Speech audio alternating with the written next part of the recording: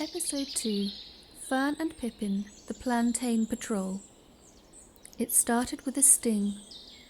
Fern had been skipping through the long grass, chasing a white butterfly that flitted just out of reach.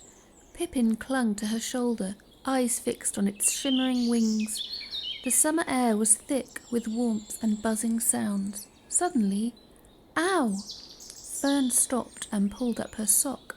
A red patch was rising just above her ankle.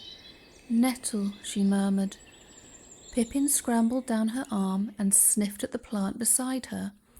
Its jagged leaves swayed gently, innocent as ever. "It's okay," Fern said, rubbing her leg. "We've got a remedy." She knelt and scanned the meadow. "Now where would you be hiding?" They began their search, eyes trained low to the earth. Pippin sniffed left and right. Fern pulled out her notebook, flipping through her sketches. "Plantain," she murmured.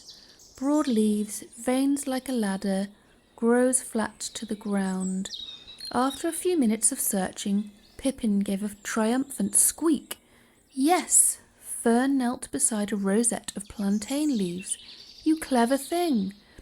She gently pinched one leaf and folded it in her hand. "You have to chew it a little first," she said, popping it into her mouth. Pippin made a face. "It's not for snacking," Fern giggled. "It's medicine." She took the chewed poultice and pressed it into her sting. The coolness spread through her skin almost instantly. "Better," she sighed, "like magic." Pippin curled his tail proudly. They spent the rest of the morning on what Fern called the Plantain Patrol. They mapped out patches of plantain in her notebook, marking each spot with a tiny green dot. "Every little patch could help someone one day," Fern said. They found ribwort too, the thinner cousin of broadleaf plantain. "You can make whistles with these stems," Fern said, showing Pippin how to wrap the stalk around and flick it like a tiny trumpet. The sound made him leap backward in surprise. Later they sat under a hawthorn tree, munching slices of apple.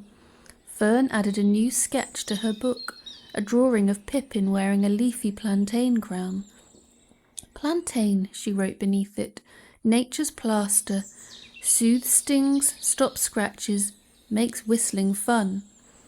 As the sun dipped lower, they packed up and walked home, leaving a trail of tiny green dots across the meadow.